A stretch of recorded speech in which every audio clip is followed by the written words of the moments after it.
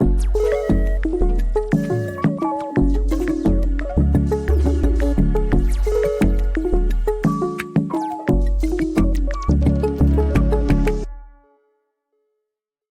everyone. Welcome back to the Congressional App Challenge Debugged podcast. I'm your host, Medha, but today we have a twist in which I will not be hosting this podcast. A member of the Debugged podcast team, Suhaani, will be hosting. Suhaani, I'll pass it over to you to introduce yourself and get started on hosting the podcast. Hi, I'm Suhaani. I'm a junior based in Sonora Valley in Tucson, Arizona, and I'm a Congressional App Challenge winner from the 2023 cycle for Arizona's 2nd District, and I look forward to getting started. Thank you. And I just want to go ahead and introduce both of the panelists. Do you want to go ahead and introduce yourselves? I'm Sure. Jinghao. Yeah, go ahead, I'm Jinghao. Jinghao, and I am currently a sophomore in Hawaii.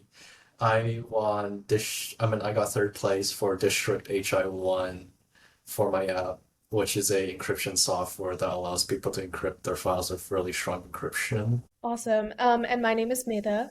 I regularly host this podcast. I won in 2017 for Virginia District 10 for an app about women's safety. And now I work full time at Adobe in the intersection of tech and business. And that's exactly what this panel is going to be about. So I'm going to go ahead and get started to understand what made you guys interested in the intersection between technology and business.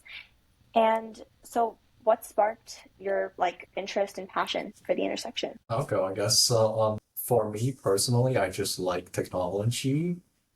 I've been on the internet for as long as I can remember. So when I was in China, like when I'm young, like four-ish, 4 or 3, I was already playing stuff on the Chinese internet. It was really fun.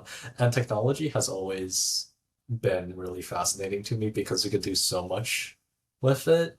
And it's this amazing thing that has allowed us to have this podcast basically, whilst being like halfway across the world. Business is also a very interesting aspect to me as my parents are owners of a farm, so they have some business experience, and I just want to get some experience. And yeah. And my story is a little bit different, but also very similar in which technology was always fascinating, right? I think back to when I was 8 years old and I learned how to program on a TI-84 calculator. And just like that was just such a cool thing because I was like, oh my God, I can write programs on a calculator. Calculators are no longer boring and they're no longer just for like math class. And I think that experience really got me into technology and wanting to figure out how many problems I can solve with coding and computer science. From the business perspective, I think one thing I realized while doing computer science and software engineering internships as well as freelance and research projects and things like that is I realized I was really excited about like building new technologies and trying to figure out how to solve problems, but I wasn't good at quantifying the why aspect around it. Like, what impact is it actually making? Or why am I excited about this feature? Who will this help? What customer pain points am I addressing? And so all of those questions were things I wanted to answer. And so that's why I started exploring things like consulting, and I did consulting internships, and now I do an intersection of product strategy and consulting at Adobe. And so I think like those are things that I'm hoping to learn and I've been able to make more intuitive for myself so I can be a better and more well-rounded technologist that's solving problems with code that actually are impactful and matter. So you mentioned that you noticed that you couldn't answer like the why questions for when you would make something. Could you explain on how you actually got started on like making your path to understanding it a little bit better? Yeah, so I think the first thing that I did was like I started, and this is really annoying, but when you're there's this like entrepreneurship worksheet that like almost every single incubator gives you. Like I think like my college club gave it to me and like I got it in high school from a teacher once. It's like this framework that you fill out when you're thinking about starting a business. It's like what's the goal, what's the value proposition, what's your vision, what's the scalability, like what's the market size, what's your business plan, things like that. So I think getting frameworks like that were the first way that I was able to get started. And like the way that I even found out about those frameworks or was able to ask the right questions to get to those frameworks is I started participating in things that were more on the intersection between business and technology. And actually, the first way that I was able to do that is by using my Congressional App Challenge app and trying to figure out, like, theoretically, and I had no intention of doing this and I like still never did, but I thought it was a good learning exercise for me. Like theoretically, if I wanted to turn my app into a business, how would I do it? Right? And so I started entering competitions and like programs and challenges and things like that. Besides the Congressional App Challenge, that would force me to make a business plan. So one of those was like Technovation, Conrad Challenge is another one. And like there's so many others that are exactly like that, but I think like those are the questions and that I was forced to answer because of things like that. And so as I like grew more as like an entrepreneur and like a technologist, I started using those frameworks and leaning on those. And then I think now I'm trying to like build an instinct and a gut feeling around it. And Mia, I think you already touched on this a little bit, but how did you get started in learning about how both those fields sort of mesh together? Um, Literally just by joining clubs and talking to people that I thought were interesting.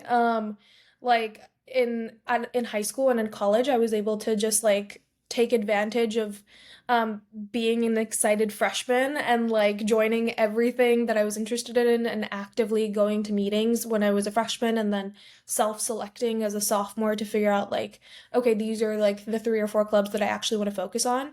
And then on the flip side, I like spent a lot of time on LinkedIn following people that I thought were really inspirational. First I started with like the classics, like who are all the CEOs of the big tech companies and like followed them. But then I was like, okay, who do they follow? Like who do I think is actually interesting? And so I think just like reaching out to people who I thought were interesting. Obviously, I wasn't reaching out to like Satya Nadella or anything, but I was reaching out to like, like people who were like 5 years older than me that went to the same high school as me, or like people even 2 years older than me that were presidents of the clubs that I was interested in, right? And being like, hey, can I talk to you for 15 minutes about like your journey and like things you're interested in and like people you find inspiring and projects that you've done. And so I think talking to those people and just like trying to understand their perspective helped me develop my own perspective. Because if I found myself getting really excited about something someone else was saying, I was like, okay, I need to like write this down, note it down, and be like, okay, this is something that I should focus on. And Jinghao, do you have anything you would like to say about how you started learning about how the fields mesh together? I mean, I would just say watching a lot of YouTube videos about like the histories of companies. I'm very interested in technology as the next person in the podcast. I mean, we're all here for a reason. But like, uh, technology and business are very intertwined, I would say. Like, a lot of businesses are founded on like new technology.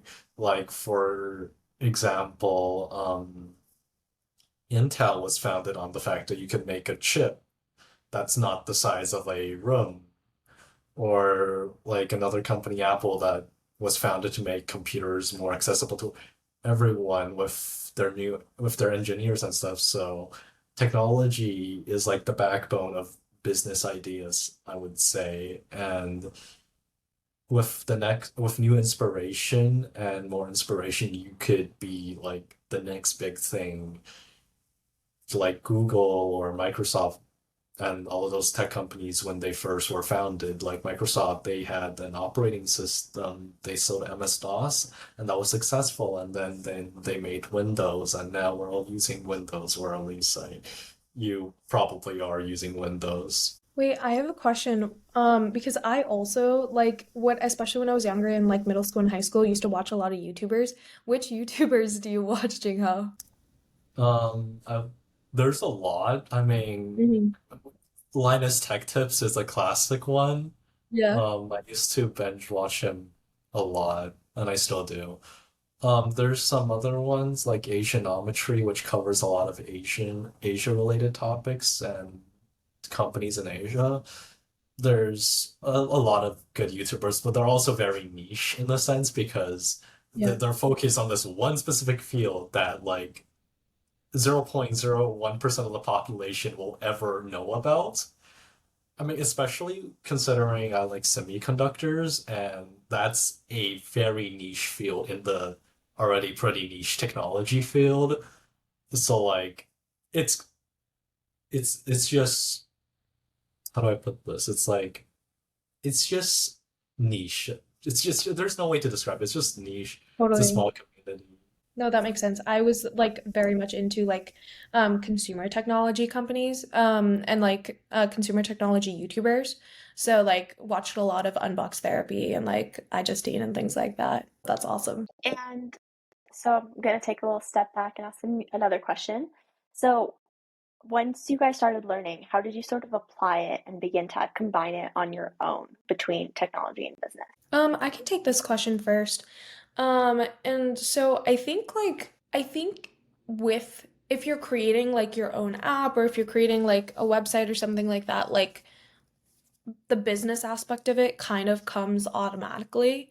Right? Like I think like it's an intuition of like and it's a decision you have to make when you're like first developing a project, right? Like will this have some sort of business model and things like that. I think it comes like intuitively as you're working on something, right? I feel like at least when I was like first building like I'm thinking about like one of the apps I was building in high school. When I was first building it, I was only building it um to do it because I thought it was cool. And I thought it was an interesting problem to solve. It was when I started talking to people about what I was building and you know, this happens to this day. It's like when I start talking to people about things I'm building, that's when people are like, "Oh, that's really cool. Like I would like to invest in that." Or like I would like to um see this kind of feature and like I would use that. And so once you have people saying like things like I would use that or like I would want to invest in that or like things like that, like I think those are the ways that like I think are the ways you can apply coding and business. I think another way is like if you like the story for how like I think it was DoorDash was made was literally it was like a group of like five college kids and they were Stanford students and they were like we love computer science, we study computer science, we want to solve a problem. So they just interviewed like 100 people living in Palo Alto. They were like, what are the problems in your life? And they realized like small restaurants needed to figure out a way that they could deliver food, but like they didn't have the resources to like deliver food themselves. And that's how DoorDash was born, right? Like it was just a group of technologists that wanted to figure out what problem to solve and then like decided to code a problem based off of talking to people. So I think it goes both ways, right? Like either you start solving a problem that you find interesting, because the odds are someone else also has that problem. Or you talk to a bunch of people, ask them what problems exist in their life, identify those pain points, and then figure out a common trend and try to figure out a way to solve that problem. I think what's also really interesting is like you don't have to be the first to solve a problem, and you don't have to be like the most unique problem solver. You just have to be the most like loud. You like I feel like the loudest person in the field always like wins the deals because if you're like you're constantly talking about projects that you're working on and like telling people about it, trying to iterate on it and things like that. I think like that's how a product is successful. And I think that's how it's worked in the past for me. And that's what I've observed from like people like DoorDash and things like that. And so I think that's my perspective on that. I would like to continue on that. So, I also had a very similar experience of like the TI-84s. Like they're awesome. And when I first got games on there, I was like showing off to my classmates, "Hey, do you want to see my calculator? I got games on here."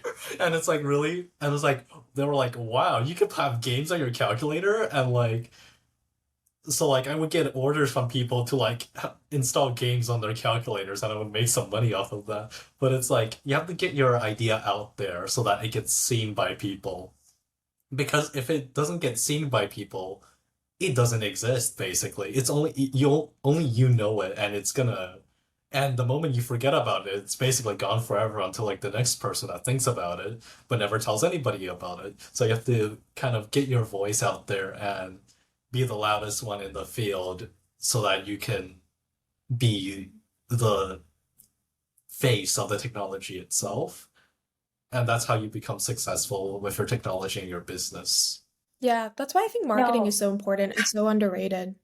Um, Yeah, that's all I wanted to say. So, honey, go ahead. No, no, that makes sense. So, how would you guys like recommend to actually get it out there? Like, even if you're a middle schooler or a high schooler, like obviously when you're in college, you have a few more different outlets, but if you're in high school, like, how could you sort of advertise or market yourself out there? Oh my God, there's so many different ways.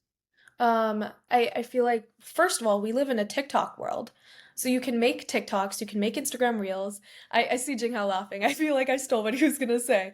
But I feel like social media marketing is such a good tool, and the best people and the most like and like the most like loud, for lack of a better word, people on social media are like middle school and high school students. Like they are so active, they're so good at social media. Like even I'm literally like not old enough to say that I feel like I'm not good at social media, but compared to people in middle school and high school, I definitely hands down can say like they make so much better content. And I think like they like if you're building something when you're in middle school and high school, take advantage of like Instagram, TikTok, and things like that. But I think it's also really important to be strategic, right? Like if you're building something regarding semiconductors, for example, right? Taking Jinghao's example, TikTok's probably not the best way that you're going to reach someone who's also working on semiconductors, right? Like it's also important to be strategic about where you spend your time and resources. I would say like LinkedIn or like Slack groups or Discord channels of people that are in like the shared space or the shared mindset is like the best place to do that kind of marketing. But I literally think just like not incessantly posting, but like posting like good quality content using social media marketing, I think is the best way to do it. The second tactic I would use is using your network. And I think like a lot of people are like, when I'm in middle school or high school, I don't have a network, but like you do. You have your teachers, right? You have like mentors and things like that. So like if you have a computer science teacher at your school, if you're so lucky to have one, talk to them about what you're building and ask them if they have any friends that are in the field. Because if you have a computer science teacher, that means they probably studied it in college. So that means they have a bunch of people that they were friends with, in like that were in their major that are now working at like big tech companies or things like that. And if you don't have a computer science teacher, talk to a business teacher, talk to like an economics teacher if you have one, right? Because they would all know people that are like investors or in VCs and like or entrepreneurs and things like that. And if you seriously have no one to talk to, like that's again like I think where social media and trying to join and participate in as many competitions and conferences as possible. I think like we live in a world where there's like Discord channels for everything. There's Slack groups for everything. There's Facebook groups for everything. I know no one uses Facebook and I'm like aging myself, but I still use Facebook. But like there's LinkedIn groups for everything. So I think like using those and taking advantage of that is just so critical for success. I would like to add on to that. I mean, I suck at social media. Let me get it off. I actually suck, but I just go on there and I just look at memes. That's all I do. But to further add on to your point, I try to like talk to my friends and my teachers because my school has a computer science teacher. She is my computer science teacher is amazing. She is the most awesome teacher I've ever known, and she helps me with networking. And her friends are working at tech companies and researchers. So it helps me to get like knowledge from the actual field I want to work in. And when another aspect is when you talk to your friends, you get a perspective on them. Their perspective is also important because they know you as a person and they know your strengths and weaknesses. So their critiques are going to be more useful to you than some random person on the internet that's maybe has like a hair-ish idea of what you're talking about. But other than that, you also want to try out challenges because challenges like they challenge you to do better and they also help you network, get a better network. And if you win, your idea will be blasted all over the challenges for future challengees or challengers to see, and they can further improve on their ideas. And you can also just get a lot of PR and a lot of fame and recognition for doing it. Ooh, I also want to add on to that, like, not to shameless plug, but if you participate in the Congressional App Challenge, you don't even have to win, but like you're added to the Discord channel, you're added to the LinkedIn group, like you have those opportunities. I also want to plug NCWIT, which is the National Center for Women in Technology. I've been a part of that since I was a freshman in high school. And like it's for people identifying as a woman and non-binary individuals, I believe. But basically, like, there's a Facebook group, there's an email thread, and there's so many opportunities for like mentorship within that community as well. I think MIT App Inventor is also a really good resource. They have things like called appathons, where not only do they have curricula and resources for learning how to code and things like that, but also they give you the opportunity to like pitch your apps at appathon competitions and be judged by judges, and things like that. So I think those are all examples of really good resources where you can literally start to build your network just by participating. I also think hackathons are a great example of that. And like a trick for hackathons is you can actually just participate in a hack. Okay, maybe I shouldn't advertise this. Like maybe this is a really bad thing to say, but like um, even though a lot of hackathons are run by colleges and they say college students only, I participated in like 10 hackathons as a high school student, and I know middle schoolers did it too. Like just don't advertise your age and go like don't lie, but don't advertise your age. And usually like they don't care. Just make sure you have like a parent or guardian present, and this is not advice and this is not a suggestion, so I'm not liable if you choose to do this, but I did it and I thought I learned a lot. I would like to follow up. So the internet is a wonderful thing. Like for me, I live on an island in the middle of nowhere. Like actually, it is really remote, and like the flight to LA is like 4 hours. And don't get me started on the return trip because it's even longer.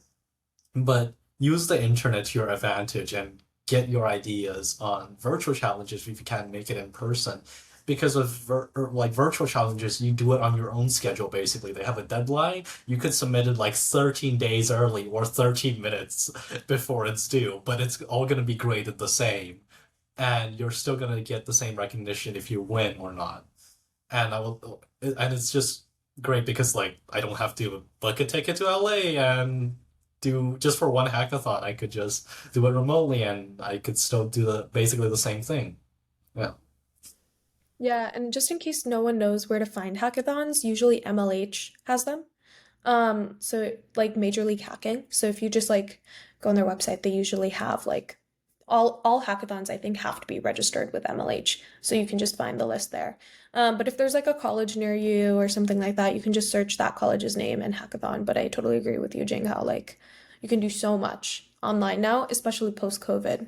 That was a lot of great ideas right there. I feel like you guys answered a lot of opportunities also that can aid you in meshing them really well together and also how you learn more about the field. And I honestly agree, marketing yourself online through social media really works. There's a lot of apps out there that show the coding in the back end. Like after Quizlet became not so free, this I think a group of people started posting and started showing how they would just make Quizlet again, but just for free, but a little bit different. And honestly, that increased a lot of people's interest in coding. I saw that in the comments often, but also it skyrocketed how many clicks they were getting. So that's a really great suggestion. And I just wanted to ask how you guys have utilized technology to solve real world business problems or to just create new opportunities.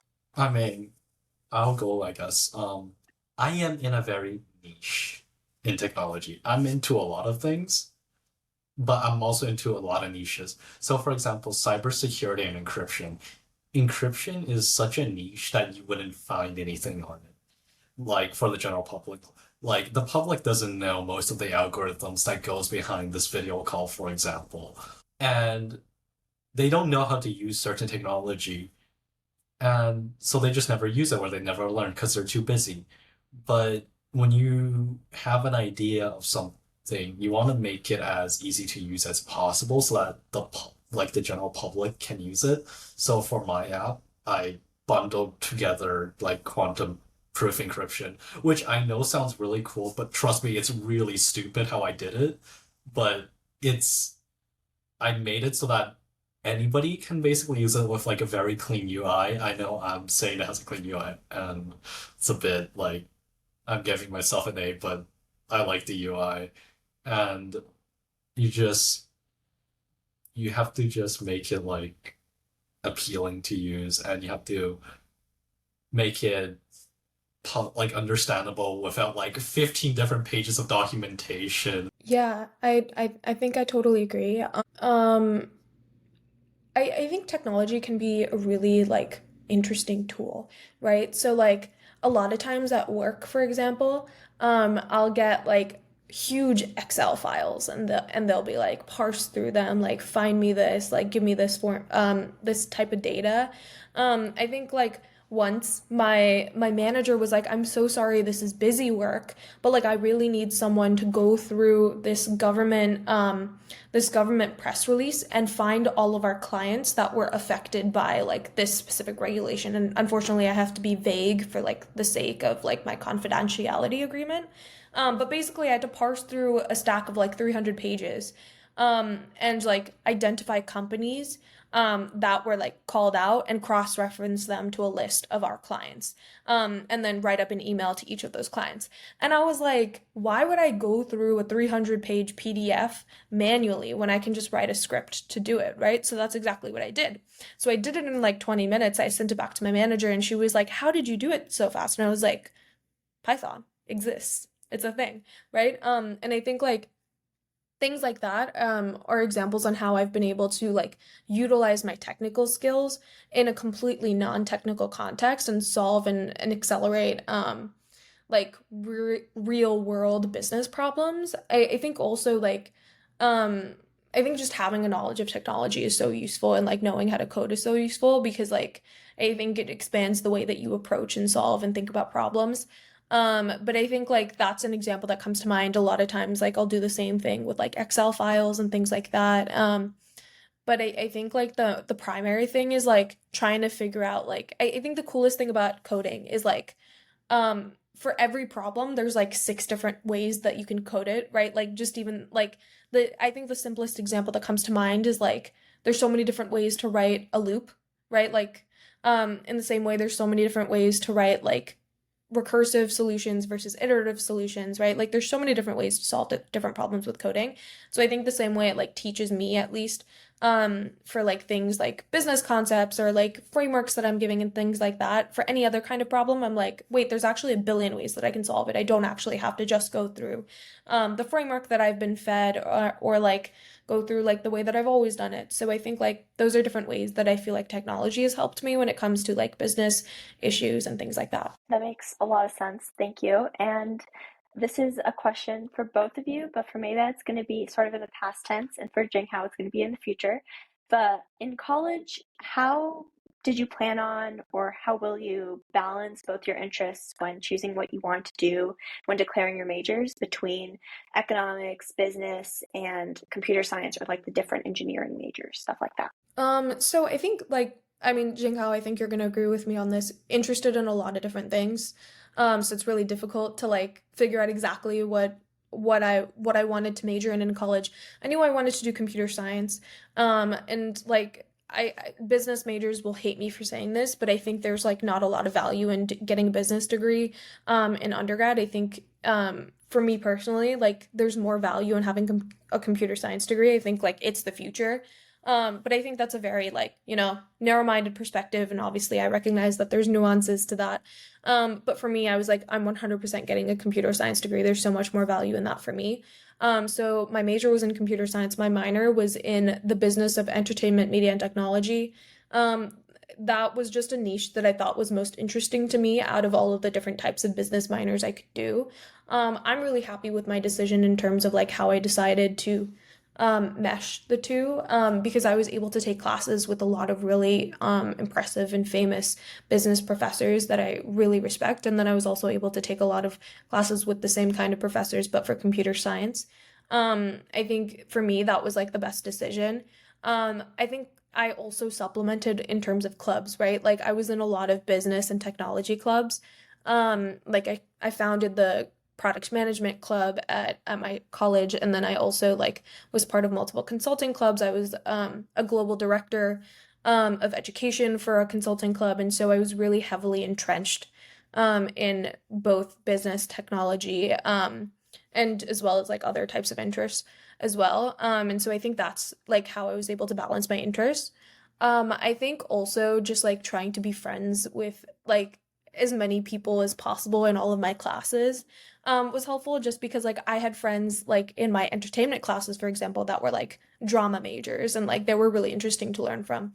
But on the flip side, I had people that like were serial entrepreneurs that were like really good friends of mine in college. So I think like keeping an open mind, just trying to be friends with everyone, hearing all of their stories, was a way that I was able to like stay really engaged and interested. But then also just like being really strategic in terms of like what I wanted my major and minor to be, and just taking classes that interested me. I think like the number one thing that people need to do in college, which I was really glad that I did, is take classes that are interesting to you, even if they're not related to your major or your minor. For example, I took acting, I took singing, I took like, I almost took the Taylor Swift course actually, in my at my college, but I had to drop it, and I like really sadly had to drop it, because like I ended up just like going part time in my senior year, but like I just think like taking as much fun courses as you can and like planning your schedule so you can do as much research and like learning as possible is like the best way to take advantage of college. But those are my 2 cents. I'm interested to hear about Jinghao's plan. Um, I don't really have a plan per se. It's more like we'll figure it out when we get there. I got more important stuff to worry about, such as actually getting into college. But for me, I would say like make sure you got all the core majors down. You don't want to have them like super early in the morning, I would say. Like this is just general advice because then you have a test your first period and that kind of sucks. But just like balance it out, I guess. I don't know. I have never been to college. This is my 2 cents. And this is my 2 cents that I'm well not qualified to speak on. And yeah. That makes perfect sense. I'm going to apply to colleges in August and I still am trying to sort it out. So you're like 2 years away from that. So that's more than that makes more than sense. But I think that's time. So I just want to thank you both for giving me your time and answering these questions. And I also want to thank all our listeners and come back next week for another episode of Debugged. Thank you. Thank you.